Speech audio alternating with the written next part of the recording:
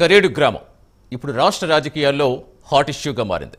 సారవంతమైన భూములు ఒక కంపెనీ కట్టబెడతామంటే ఊరుకోమంటూ అక్కడి రైతులనే కంటే గ్రామ ప్రజలంతా ఇటీవల హైవేపై దిగ్బంధం చేయడంతో ఈ విషయం వెలుగు చూస్తుంది. అక్కడి రైతులకు అన్యాయం జరుగుతోందంటూ ఏపీ కాంగ్రెస్ అధ్యక్షురాలు షర్మిల, అలాగే బీవైసీ పార్టీ అధ్యక్షులు రామచంద్ర యాదవ్ కూడా వారి పోరాటానికి మద్దతు తెలిపారు. అసలు ఆ వివాదం ఏంటో ఒకసారి మనం చూస్తే, గత ప్రభుత్వ హయాంలో అంటే 2023లో విశాఖలో గ్లోబల్ ఇన్వెస్టర్స్ సమ్మిట్ జరిగింది. ఆ సమ్మిట్లో షిరిడి సాయి ఎలక్ట్రికల్ అనుబంధ కంపెనీ అయిన ఇండోసోల్ సోలార్ ప్రైవేట్ లిమిటెడ్ ఒప్పందం చేసుకుంది. అది జగన్ సన్నిహితుల కంపెనీ అని, ప్రజలకు రైతులకు అన్యాయం చేసి భూమిని అప్పచెప్తున్నారని వామపక్షాలు ప్రజలు అప్పుడు ఆరోపణలు చేయడం కూడా మనం చూస్తాం. ఆ తర్వాత 2024 ఎన్నికలకు ముందు భూమి కేటాయింపులు కూడా మరింత పెంచారు. అయితే కూటమి అధికారంలోకి వచ్చాక ఆ కేటాయింపులు ఆపేస్తారనుకుంటే అలా జరగలేదని ఇప్పుడు ఆ గ్రామస్తులు ఆరోపిస్తున్నారు, ధర్నాలు చేస్తున్నారు. అసలు ప్రజాస్వామ్యంలో ప్రజలదే పైచేయి అంటాం. మరి ఆందోళనలు ఎందుకు జరుగుతున్నాయి? ప్రాణాలైనా ఇస్తాం అనే మాట అక్కడి స్థానికుల నుంచి ఎందుకు వస్తోంది? ప్రజల పక్షాన్ని నిలబడ్డంలో అధికార పక్షం కంటే ప్రతిపక్షాలకు ఎక్కువ బాధ్యత ఉంటుంది. మరి వైసీపీ స్టాండ్ ఏంటి? రైతుల పక్షమా, కార్పొరేట్ సంస్థల పక్షమా? ఇదే అంశాలపై డిబేట్ కంటిన్యూ చేద్దాం. డిబేట్లో మనతో పాటు జాయిన్ అవుతున్నారు ముక్క శ్రీనివాస్ గారు, జనసేన నాయకులు మనకి జూమ్లో అందుబాటులోకి వచ్చారు. నమస్తే శ్రీనివాస్ గారు. అలాగే కారుమంచి రమేష్ గారు, వైసీపీ అధికార ప్రతినిధి మనకి జూమ్లో జాయిన్ అయ్యారు. నమస్తే రమేష్ గారు. కాసేపట్లో మనకి సయ్యద్ రఫీ గారు టీడీపీని జాయిన్ అవుతారు. కృష్ణాంజనేయులు గారు కూడా రాజకీయ విశ్లేషకులు జూమ్లో అందుబాటులోకి వస్తారు. ముందుగా రమేష్ గారు మీతోటి కంటిన్యూ చేద్దాం. సో ఏంటంటే, కరేడులో రైతు ఉద్యమాన్ని కాకుండా ఇండోసోల్ ప్రాజెక్టుకు మీరు సపోర్ట్ ఇస్తున్నారా? అసలు ఏంటి అంటే మీరు వ్యూహాత్మకంగా వ్యవహరిస్తున్నారా ఏంటి, ఏం చెప్తారు? మీ స్టాండ్ ఏంటి? నమస్తే అండి. మీకు ప్యానల్లో ఉన్న సభ్యులకు అలాగే ప్రైమ్ నైన్ ప్రేక్షకులందరికీ వెరీ గుడ్ ఈవినింగ్ అండి. ఇక్కడ మీరు మాట్లాడుతూ మీ స్టార్టింగ్ వర్డ్స్లో ఏం చెప్పారంటే, ఇప్పుడు కరేడు రైతుల యొక్క భూసేకరణకి నోటిఫికేషన్ ఏ ప్రభుత్వం ఇచ్చిందో ఇది కూటమి ప్రభుత్వం ఇచ్చిన నోటిఫికేషన్ తప్ప వైఎస్ఆర్ కాంగ్రెస్ పార్టీ అధికారంలో ఉండగా ఇచ్చిన నోటిఫికేషన్ కాదు. అంటే ఒప్పందం అప్పుడు జరిగింది. నేను చెప్పేదేనండి. అంటే గబుక్కున ఇక్కడ ఏం జరుగుతుందంటే, గత ప్రభుత్వం అంటుంటే ఆ గత ప్రభుత్వంలో ఇచ్చిన నోటిఫికేషన్ ని ఇప్పుడు వీళ్ళు అమలు చేస్తున్నట్లుగా మీరు అందరూ కూడా అనుకుంటున్నారు. వాస్తవంగా కరేడుకు చెందిన గ్రామాలలో ఎక్కడా కూడా YSR Congress party Indo solar power కంపెనీకి ఎక్కడా కూడా భూములను కేటాయించిన దాఖలాలు అనేది, నోటిఫికేషన్ ఇచ్చిన దాఖలాలు కానీ లేవు. ఫస్ట్ మీరు అందరూ కూడా గుర్తుంచుకోవాల్సిన విషయం అది. నెక్స్ట్ ఇక ఆ ఇండో సోలార్ కంపెనీ గురించి మనం మాట్లాడుకుంటే 2020లోనే ఆ కంపెనీ వైఎస్ జగన్ గారి ప్రభుత్వాన్ని అప్రోచ్ అవ్వడం జరిగింది. ఆ తర్వాత రకరకాలుగా సెకీ తోటి ఒప్పందం జరగడం జరిగింది.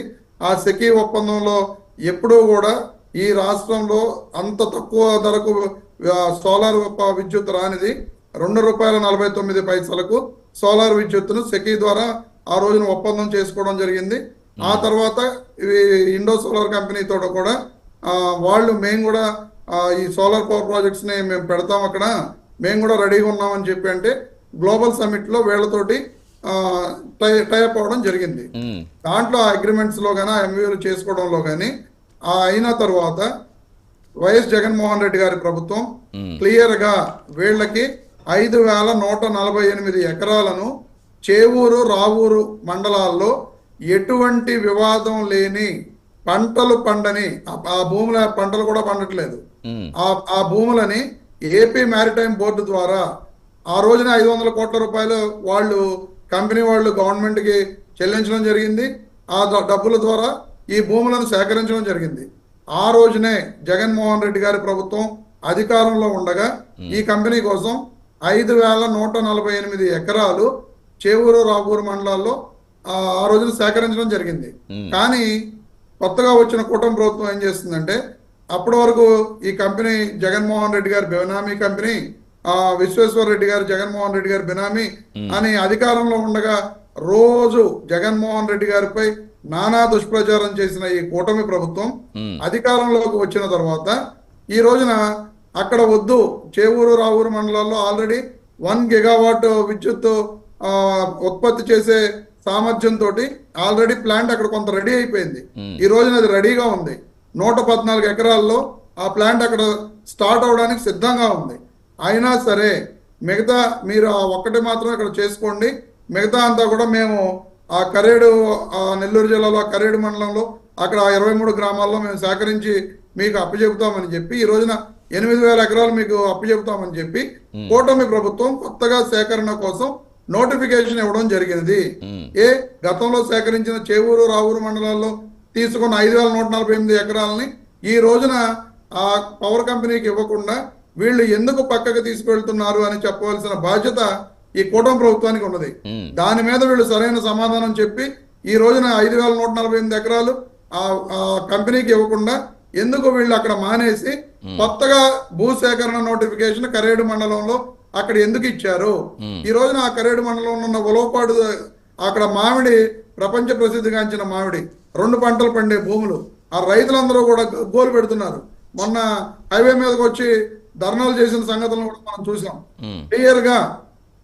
క్లియర్ గా ఈ రోజున వాళ్ళు అక్కడ వద్దు మాకు అని అంటుంటే ఆల్రెడీ తీసుకున్న 5,148 ఎకరాల భూములను కాదని ఇక్కడే చేయాలి అని ప్రభుత్వం ఎందుకు ఈ రకంగా చేస్తుంది అనేది చెప్పవలసిన బాధ్యత కూటమి నాయకులకు ఉందని చెప్పి నేను ఈ సందర్భంగా మీకు తెలియజేస్తున్నాను. డెఫినెట్ గా అడుగుదాం. అంటే నేను అడిగేది ఏంటంటే ఆల్రెడీ ఇప్పుడు షర్మిల వెళ్ళారు, రామచంద్ర యాదవ్ గారు వెళ్ళారు, ఇలా చాలా మంది వెళ్తున్నారు, వామపక్షాలు వాళ్ళు వెళ్తున్నారు, అవి ఉద్యమాలు చేస్తున్నారు. అంటే ఎందుకు మీరు కంపెనీకి ఆపోజిట్గా ఉన్నప్పుడు మీరు కూడా ఎందుకు వెళ్ళి బాహాటంగా అక్కడ వాళ్ళకి మద్దతు తెలిపి ఉద్యమాలు ఎందుకు చేయలేకపోతున్నారు? ఖచ్చితంగా ఈ రోజున ఇండోసోల్ మేము ఎక్కడా కూడా కార్పొరేట్ కంపెనీస్ కానీ లేదా అభివృద్ధికి కానీ ఎక్కడా కూడా మేము వ్యతిరేకం కాదు. అది ఖచ్చితంగా మొట్టమొదటిగా అందరూ తెలుసుకోవాల్సింది. కానీ మేము మొదటి నుంచి కూడా చెప్తున్నాం, అమరావతి విషయంలో కూడా ఇలాగ 2 పంటలు 3 పంటలు పండే భూముల్ని లాక్కుని ఈ రోజున అక్కడ క్యాపిటల్ నిర్మిస్తున్నారు. అదే విధంగా ఆల్రెడీ సేకరించిన పంటలు పండని భూములు చేవూరు రావూరు మండలాల్లో 5,148 ఎకరాలు ఈ కంపెనీ కోసం సేకరించిన భూముల్ని వీళ్ళు ఎందుకు కాదంటున్నారు అనే విషయాన్ని ముందుగా బయటకు తీసుకురావాల్సిన బాధ్యత ప్రతిపక్షంగా వైఎస్ఆర్ కాంగ్రెస్ పార్టీకి ఉంది. ఖచ్చితంగా కరేడు గ్రామ రైతులకు వైఎస్ఆర్ కాంగ్రెస్ పార్టీ మద్దతుగా ఉంటుంది.